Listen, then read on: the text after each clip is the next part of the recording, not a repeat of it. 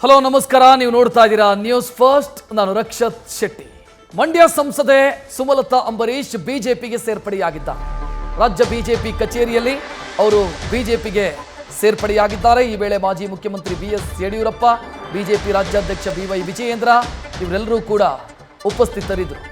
ಸುಮಲತಾ ಅವರು ಬಿಜೆಪಿ ಸೇರಿರೋದ್ರಿಂದ ಬಿಜೆಪಿಗೆ ಶಕ್ತಿ ಬಂದಿದೆ, ಇಡೀ ರಾಜ್ಯದಲ್ಲಿ ಶಕ್ತಿ ಬಂದಂತಾಗಿದೆ ಅಂತ ಬಿವೈ ವಿಜಯೇಂದ್ರ ಈ ಕಾರ್ಯಕ್ರಮದಲ್ಲಿ ಹೇಳಿಕೊಂಡ್ರು. ಮೊನ್ನೆ ತಾನೇ ಮಂಡ್ಯದಲ್ಲಿ ನಿರ್ಧಾರ ಪ್ರಕಟಿಸಿ ಇವತ್ತು ಬಿಜೆಪಿಗೆ ಸುಮಲತಾ ಅವರು ಸೇರ್ಪಡೆಯಾಗಿದ್ದಾರೆ. ಧನ್ಯವಾದಗಳನ್ನ ಅರ್ಪಿಸ್ತಾ ಇದ್ದಾರೆ.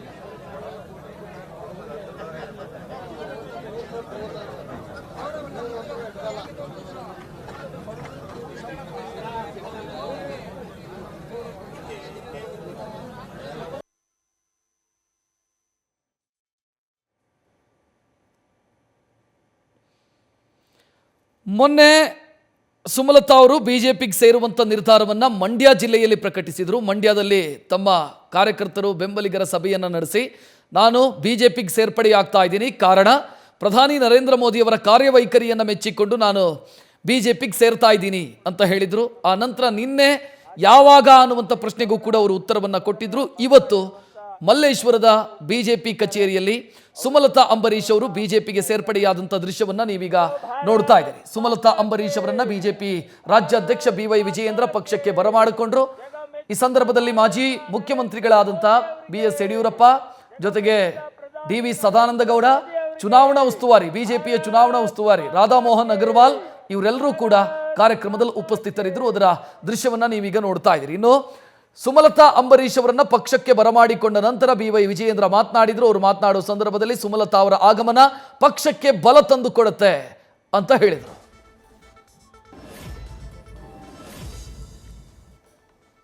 ಗೌರವಾನ್ವಿತ ಮಾಜಿ ಮುಖ್ಯಮಂತ್ರಿಗಳು ಸನ್ಮಾನ್ಯ ಶ್ರೀ ಯಡಿಯೂರಪ್ಪನವರೇ, ಭಾರತೀಯ ಜನತಾ ಪಕ್ಷ ರಾಜ್ಯಾಧ್ಯಕ್ಷರು ಶ್ರೀ ವಿಜಯೇಂದ್ರರವರೇ, ವಿರೋಧ ಪಕ್ಷದ ನಾಯಕರು ಶ್ರೀ ಆರ್ ಅಶೋಕ್ ಅವರೇ, ಮಾಜಿ ಮುಖ್ಯಮಂತ್ರಿಗಳು ಸದಾನಂದ ಗೌಡ್ರೆ, ಸಿಟಿ ರವಿ ಅವರೇ, ಮಂಡ್ಯ ಜಿಲ್ಲೆಯ ಮೊದಲ ಹಾಗಾಗಿ ಇಂಥ ಒಂದು ಶುಭ ಸಂದರ್ಭದಲ್ಲಿ ರಾಜ್ಯದ ಅಧ್ಯಕ್ಷನಾಗಿ ನಾನು ತುಂಬಾ ಸಂತೋಷದಿಂದ ಭಾರತೀಯ ಜನತಾ ಪಾರ್ಟಿಗೆ ಮಂಡ್ಯ ಲೋಕಸಭಾ ಕ್ಷೇತ್ರದ ಜನಪ್ರಿಯ ಸಂಸದೆ ಸುಮಲತಾ ಅಂಬರೀಶ್ ರವರು ಸಾಕಷ್ಟು ವಿಚಾರಗಳು ಮಾಧ್ಯಮದಲ್ಲಿ ಚರ್ಚೆ ಆಗ್ತಾ ಇತ್ತು. ಸುಮಲತಾ ಅಂಬರೀಶ್ ಅವರು ಯಾವ ನಿರ್ಣಯವನ್ನ ತೆಗೆದುಕೊಳ್ತಾರೆ, ಯಾವ ನಿರ್ಧಾರವನ್ನ ಮಾಡ್ತಾರೆ, ಸ್ವತಂತ್ರವಾಗಿ ಚುನಾವಣೆಯಲ್ಲಿ ಸ್ಪರ್ಧೆ ಮಾಡ್ತಾರ, ಈ ಎಲ್ಲ ಅನುಮಾನಗಳಿಗೆ ನಿನ್ನೆ ದಿನ ಸ್ವತಃ ಸುಮಲತಾ ಅಂಬರೀಶ್ ಅವರೇ ಮಂಡ್ಯದಲ್ಲಿ ಅದಕ್ಕೆ ಇತ್ತೀಚೆಗೆ ಆಡಿದ್ದಾರೆ. ದೇಶದ ಒಂದು ಸುರಕ್ಷತೆ ಮತ್ತು ಅಭಿವೃದ್ಧಿಯ ದೃಷ್ಟಿಯಿಂದ ನರೇಂದ್ರ ಮೋದಿಜಿಯವರು ಮತ್ತೊಮ್ಮೆ ದೇಶದ ಪ್ರಧಾನಮಂತ್ರಿ ಆಗಬೇಕು ಅನ್ನೋ ಒಂದು ಸಂಕಲ್ಪದೊಂದಿಗೆ ಶ್ರೀಮತಿ ಸುಮಲತಾ ಅಂಬರೀಶ್ ಅವರು ಭಾರತೀಯ ಜನತಾ ಪಾರ್ಟಿ ಸೇರ್ಪಡೆ ಆಗಿದ್ದಾರೆ. ಅವರಿಗೆ ನಾನು ರಾಜ್ಯದ ಅಧ್ಯಕ್ಷನಾಗಿ ಹೃತ್ಪೂರ್ವಕವಾಗಿ ನಾನು ಅವರಿಗೆ ಸ್ವಾಗತವನ್ನು ಕೋರ್ತಾ ಇದ್ದೇನೆ. ಮಂಡ್ಯ ಜಿಲ್ಲೆನಲ್ಲಿ ಅವರದೇ ಆದಂತ ಒಂದು ಪ್ರಭಾವ, ಒಂದು ಕಡೆ ದಿವಂಗತ ಅಂಬರೀಶ್ ಅವರ ಬಗ್ಗೆ ಇರತಕ್ಕಂಥ ಒಂದು ಜನಪ್ರಿಯತೆ, ಜೊತೆಗೆ ಅವರು ಸಂಸದರಾಗಿ ಮಾಡಿರ್ತಕ್ಕಂಥ ಒಂದು ಅಭಿವೃದ್ಧಿ ಕೆಲಸ ಕಾರ್ಯಗಳು, ಸುಮಲತಾ ಅಂಬರೀಶ್ ಅವರ ಜನಪ್ರಿಯತೆ ಎಲ್ಲವೂ ಕೂಡ ಭಾರತೀಯ ಜನತಾ ಪಾರ್ಟಿಗೆ ಕೇವಲ ಮಂಡ್ಯ ಲೋಕಸಭಾ ಕ್ಷೇತ್ರಕ್ಕಷ್ಟೇ ಅಲ್ಲ, ಇಡೀ ರಾಜ್ಯಕ್ಕೆ ಒಂದು ದೊಡ್ಡ ಶಕ್ತಿಯನ್ನ ಕೊಟ್ಟಂತಾಗಿದೆ. ಇವತ್ತಿನ ದಿನ ನನ್ನ ರಾಜಕೀಯ ಜೀವನದಲ್ಲಿ ಒಂದು ಮಹತ್ವ ಪಡ್ಕೊಂಡಿರುವಂತ ಸುದಿನ ಅಂತ ನಾನು ಭಾವಿಸ್ತೀನಿ. 5 ವರ್ಷಗಳ ಹಿಂದೆ ಒಂದು ಐತಿಹಾಸಿಕ ಗೆಲುವು ನನ್ನ ಕ್ಷೇತ್ರವಾದ ಮಂಡ್ಯದಲ್ಲಿ ನನಗೆ ಸಿಕ್ಕಿತ್ತು. ಆ ಚುನಾವಣೆ ಆ ಸಂದರ್ಭ ಅದು ನಿಜಕ್ಕೂ ಎಂದೆಂದೂ ಮರೆಯುವಂಥದ್ದಿಲ್ಲ. ಸಾಕಷ್ಟು ಶಕ್ತಿಯನ್ನ ನನ್ನ ಬೆಂಬಲಿಗರು, ಮಂಡ್ಯ ಅಂಬರೀಷ್ ಅಭಿಮಾನಿಗಳ ಒಂದು ಬಳಗ ನನ್ನ ಜೊತೆಯಲ್ಲಿ ಬೆನ್ನೆಲುಬಾಗಿ ನಿಂತು ನನಗೆ ಆವತ್ತಿನ ದಿನ ಸಹಕಾರ ಕೊಟ್ಟರು. ಜೊತೆಗೆ ಭಾರತೀಯ ಜನತಾ ಪಕ್ಷವು ನನಗೆ ಬಾಹ್ಯ ಬೆಂಬಲವನ್ನು ಕೊಟ್ಟು ಸಾಕಷ್ಟು ಶಕ್ತಿಯನ್ನ ಆವತ್ತಿನ ದಿನ ನಾನು ತುಂಬಿದೆ. ಸನ್ಮಾನ್ಯ ಪ್ರಧಾನಮಂತ್ರಿ ಶ್ರೀ ನರೇಂದ್ರ ಮೋದಿ ಅವರು 5 ವರ್ಷದ ಹಿಂದೆ ಮೈಸೂರಿಗೆ ಬಂದ ಸಂದರ್ಭದಲ್ಲಿ ಆವತ್ತಿನ ದಿನ ನಾನು ಪಕ್ಷದಲ್ಲಿ ಇರಲಿಲ್ಲ, ಒಬ್ಬ ಪಕ್ಷೇತರ ಅಭ್ಯರ್ಥಿಯಾಗಿ ನಾನು ಸ್ಪರ್ಧೆ ಮಾಡುತ್ತಿದ್ದೀನಿ. ಆದ್ರೂ ಅವರು ನನ್ನ ಪರವಾಗಿ ಮತಗಳನ್ನ ಕೇಳಿ ಸಹಕಾರವನ್ನ ಕೊಡಿ ಅಂತ ಜನರಲ್ಲಿ ಪ್ರಚಾರ ಮಾಡಿದ್ದನ್ನ ನಾನು ಎಂದೆಂದಿಗೂ ಮರೆಯುವಂಥದ್ದಿಲ್ಲ. ಅಂಬರೀಷ್ ಅವ್ರಿಗೂ ಆವತ್ತಿನ ದಿನ ಅವ್ರು ಸಲ್ಲಿಸಿರುವಂತ ಗೌರವ ಅವರ ಅಭಿಮಾನಿಗಳೆಲ್ಲರೂ ಇವತ್ತಿಗೂ ನೆನಪಿಟ್ಕೊಂಡಿದ್ದಾರೆ. ಅಷ್ಟೇ ಅಲ್ಲ, ಈ ಒಂದು 5 ವರ್ಷಗಳ ಪ್ರಯಾಣ ನಂದು ಪಾರ್ಲಿಮೆಂಟ್ ಅಲ್ಲಿ ನಾನು ಸಾಕಷ್ಟು ಕಲ್ತಿದ್ದೀನಿ, ಸಾಕಷ್ಟು ಅನುಭವ ನನಗೂ ಆಗಿದೆ. ಅಂಬರೀಷ್ ಅವರು 25 ವರ್ಷಗಳು ಕಾಂಗ್ರೆಸ್ ಪಕ್ಷದಲ್ಲಿ ಇದ್ದಂತವ್ರೆ. ಸೊ ನಾವು ಆ ಒಂದು ದೃಷ್ಟಿಕೋನದಿಂದಾನೇ ರಾಜಕೀಯವನ್ನ ದೂರದಿಂದ ನೋಡ್ಕೊಂಡು ಬಂದವರು. ಆದ್ರೆ ನಾನು ಪಾರ್ಲಿಮೆಂಟ್ಗೆ ಬಂದ ನಂತರ ನನಗೆ ಸಾಕಷ್ಟು ಒಡನಾಟ, ನನಗೆ ಮಾರ್ಗದರ್ಶನ, ಇವತ್ತು ಸದಾನಂದ ಗೌಡರು ನನ್ನ ಜೊತೆಲಿ ಪಕ್ಕದಲ್ಲಿ ಕೂತಿದ್ದಾರೆ, ಸಾಕಷ್ಟು ಮಾರ್ಗದರ್ಶನ ಹಿರಿಯರು ಭಾರತೀಯ ಜನತಾ ಪಕ್ಷದ ನಾಯಕರಿಂದ ನನಗೆ ಸಿಕ್ಕಿದೆ. ಅದೆಲ್ಲದಕ್ಕೂ ನಾನು ಇವತ್ತು ಧನ್ಯವಾದಗಳನ್ನ ನಾನು ಹೇಳಲೇಬೇಕು. ಯಾಕೆಂದ್ರೆ ಅದೇ ನನಗೆ ಒಂದು ಸ್ಫೂರ್ತಿ, ಒಂದು ಮಾರ್ಗದರ್ಶನವಾಗಿದೆ.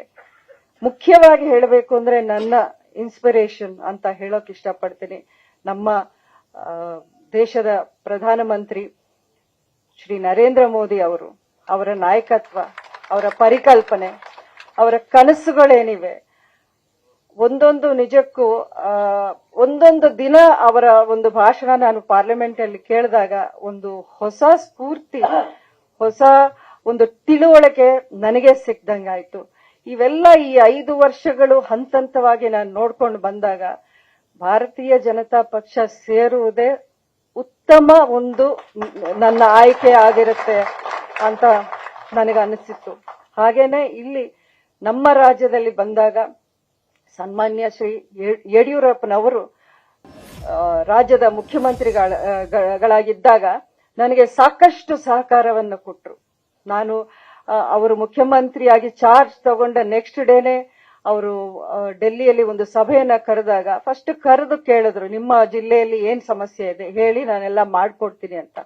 ನಾನು ನನ್ನ ಜಿಲ್ಲೆಯ ಮೈಶುಗರ್ ಕಾರ್ಖಾನೆ ಒಂದು, ನೀವು ಅದನ್ನ ಏನಾದ್ರೂ ಮಾಡಿ ನೀವು ಓಪನ್ ಮಾಡಿಸ್ಲೇಬೇಕು, ಎಷ್ಟೋ ವರ್ಷಗಳಿಂದ ಸ್ಥಗಿತಗೊಂಡಿತ್ತು ಅಂತ ಹೇಳಿದಾಗ ಅವರು ಒಂದು ದೃಢ ನಿರ್ಧಾರವನ್ನ ತಗೊಂಡು ಅಧಿಕಾರಿಗಳನ್ನ ಕರೆದು ಸಾಕಷ್ಟು ಸಭೆಗಳನ್ನ ಮಾಡಿ ಅದಕ್ಕೆ ಪೂರಕವಾಗಿ ಒಂದಷ್ಟು ಕ್ರಮಗಳನ್ನ ಅವರು ತಗೊಂಡ್ರು. ಆನಂತರ ಶ್ರೀ ಬೊಮ್ಮಾಯಿ ಅವರು ಬಂದು ಅದಕ್ಕೆ 50 ಕೋಟಿ ಅನುದಾನವನ್ನು ಕೊಟ್ಟು ಎಷ್ಟೋ ದಶಕಗಳಿಂದ ಬಂದಾಗಿದ್ದ ಮೈಶುಗರ್ ಕಾರ್ಖಾನೆಯನ್ನ ಅವರು ತೆರೆಯುವಂತ ಒಂದು ಕೆಲಸವನ್ನ ಮಾಡಿದ್ರು.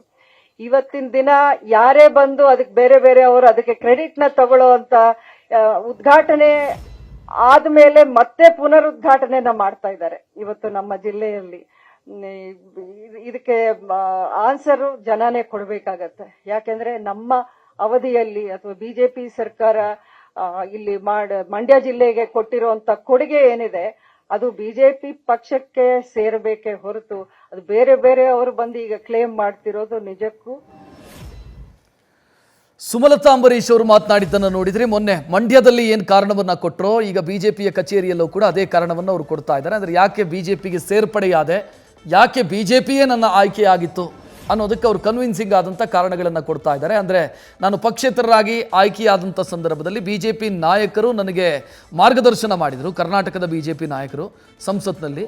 ಜೊತೆಗೆ ನರೇಂದ್ರ ಮೋದಿಯವರ ಆಡಳಿತ, ನರೇಂದ್ರ ಮೋದಿಯವರ ನಾಯಕತ್ವ ನನಗೆ ಅದು ಇನ್ಸ್ಪಿರೇಷನ್. ಆ ಕಾರಣಕ್ಕಾಗಿ ನಾನು ಬಿಜೆಪಿಗೆ ಜಾಯ್ನ್ ಆಗಿದ್ದೀನಿ ಅನ್ನೋದು ಸುಮಲತಾ ಅವರ ವರ್ಷನ್ನು ಅಥವಾ ಸುಮಲತಾ ಅವರು ಕೊಡ್ತಾ ಇರುವಂಥ ಕಾರಣ. ಸದ್ಯ ಪ್ರಶ್ನೆ ಇರೋದು, ಸುಮಲತಾ ಬಿಜೆಪಿಗೆ ಜಾಯ್ನ್ ಆಗಿದ್ದಾರೆ, ಮುಂದೆ ಅವರಿಗೆ ಯಾವ ಪಾತ್ರ ಬಿಜೆಪಿಯಲ್ಲಿ ಸಿಗತ್ತೆ, ಯಾವ ರೋಲನ್ನು ಅವ್ರು ನಿಭಾಯಿಸ್ತಾರೆ ಅನ್ನೋದು ಬಹಳ ಮುಖ್ಯ. ಮಂಡ್ಯದಲ್ಲಿ ಅವರು ಪ್ರಚಾರಕ್ಕೆ ಹೋಗ್ತಾರಾ ಅನ್ನೋದು ಬಹಳ ಪ್ರಮುಖವಾದಂಥ ಪ್ರಶ್ನೆ. ಯಾಕಂತಂದ್ರೆ ಕಳೆದ ಬಾರಿ ರಾಜಕೀಯ ಎದುರಾಳಿಯಾಗಿದ್ದಂಥ ಕುಮಾರಸ್ವಾಮಿ ಅವರು ಅಲ್ಲಿ ಕಣದಲ್ಲಿರೋದ್ರಿಂದ ಕುಮಾರಸ್ವಾಮಿ ಅವರ ಪರವಾಗಿ ಮತಯಾಚನೆಗೆ ಸುಮಲತಾ ಅಂಬರೀಶ್ ಅವರು ಹೋಗ್ತಾರಾ? ಒಂಥರ ಮುಜುಗರದ ಸನ್ನಿವೇಶ. ಕಳೆದ ಬಾರಿಯ ಪರಿಸ್ಥಿತಿಗೂ ಈ ಬಾರಿಯ ಪರಿಸ್ಥಿತಿಗೂ ವ್ಯತ್ಯಾಸ ಇರೋದ್ರಿಂದ, ಸೊ ಆ ಮುಜುಗರದ ಪರಿಸ್ಥಿತಿ ಇರೋದ್ರಿಂದ ಸುಮಲತಾ ಅಂಬರೀಶ್ ಕುಮಾರಸ್ವಾಮಿ ಅವರ ಪರವಾಗಿ ಯಾವ ರೀತಿ ಮತಯಾಚನೆ ಮಾಡ್ತಾರೆ, ಹೋಗ್ತಾರಾ ಅನ್ನೋದು ಒಂದು. ಎರಡನೆಯದು ಬಿಜೆಪಿಯಲ್ಲಿ ಅವರಿಗೆ ಸಿಗುವಂಥ ಸ್ಥಾನಮಾನ ಏನು ಅನ್ನೋದು ಎರಡನೆಯದ್ದು. ಯಾವ ಸ್ಥಾನಮಾನ ಸಿಗತ್ತೆ ಬಿಜೆಪಿಯಲ್ಲಿ ಮುಂದಕ್ಕೆ ಅನ್ನೋದು. ಯಾಕಂತಂದರೆ ಸಿಟ್ಟಿಂಗ್ MP ಆಗಿ ಬಿಜೆಪಿಗೆ ಅವರು ಸೇರ್ಪಡೆಯಾಗಿರೋದು, ಕ್ಷೇತ್ರವನ್ನು ಬಿಟ್ಟು ಕೊಟ್ಟಿದ್ದಾರೆ. ಸೊ ಅದಕ್ಕೆ ಬಿಜೆಪಿಯಿಂದ ಅವರಿಗೇನು ಬೆನಿಫಿಟ್ಟು ರಾಜಕೀಯವಾಗಿ ಗೊತ್ತಿಲ್ಲ, ಅದು ಸ್ಪಷ್ಟ ಆಗಿಲ್ಲ. ಮುಂದಕ್ಕೆ ಏನು ಸುಮಲತಾ ಅವರ ರೋಲು ಬಿಜೆಪಿಯಲ್ಲಿ ಗೊತ್ತಿಲ್ಲ. ಜೊತೆಗೆ ಅವರ ಬೆಂಬಲಿಗರು ಕೂಡ ಒಂದಿಷ್ಟು ಮಂದಿ ಬಿಜೆಪಿಗೆ ಸೇರ್ಪಡೆಯಾಗಿದ್ದನ್ನು ನೋಡಿದ್ರಿ. ಪ್ರಮುಖವಾಗಿ ಚಿತ್ರ ನಿರ್ಮಾಪಕ ರಾಕ್ಲೈನ್ ವೆಂಕಟೇಶ್ ಅವರು ಬಿಜೆಪಿಗೆ ಸೇರ್ಪಡೆಯಾದರು. ಅದರ ಜೊತೆಗೆ ಇನ್ನೊಂದಿಷ್ಟು ಜನ ಅವರ ಬೆಂಬಲಿಗರು ಬಿಜೆಪಿಗೆ ಸೇರ್ಪಡೆಯಾಗಿದ್ದಾರೆ. ಸೊ ಮುಂದಕ್ಕೇನು ಅನ್ನೋ ಪ್ರಶ್ನೆಗೆ ಮುಂದಿನ ದಿನಗಳಲ್ಲೇ ಉತ್ತರ ಸಿಗುತ್ತೆ ಅಂತ ಅನ್ಸುತ್ತೆ. ಒಟ್ಟಿನಲ್ಲಿ ಸುಮಲತಾ ಅವರು ಬಂಡಾಯ ನಿಲ್ಲಬಹುದು, ಪಕ್ಷೇತರರಾಗಿ ಸ್ಪರ್ಧೆ ಮಾಡಬಹುದು, ಈ ಎಲ್ಲ ಆತಂಕಗಳಿತ್ತು. ಆದರೆ ಬಿಜೆಪಿ ಹೈಕಮಾಂಡ್ ಅದನ್ನು ನೀಟಾಗಿ ಮ್ಯಾನೇಜ್ ಮಾಡಿದೆ ಅನ್ನೋದು ಗೊತ್ತಾಗ್ತಾ ಇದೆ. ಸುಮಲತಾ ಅಂಬರೀಶ್ ಅವರು ಯಾವ ಕಾರಣಕ್ಕೂ ಕೂಡ ಬಂಡೇಳದಂತೆ, ಪಕ್ಷೇತರ ನಿಲ್ಲದಂತೆ ಬಿಜೆಪಿ ಹೈಕಮಾಂಡ್ ಅವರನ್ನು ಮನವೊಲಿಸಿ ಮ್ಯಾನೇಜ್ ಮಾಡುವಂಥ ಕೆಲಸವನ್ನು ಮಾಡಿರೋದು ಸ್ಪಷ್ಟವಾಗಿ ಕಾಣಿಸ್ತಾ ಇದೆ. ನ್ಯೂಸ್ ಫಸ್ಟ್ ನಿರ್ಭೀತಿಯಿಂದ ನಿಮ್ಮ ಪರವಾಗಿ.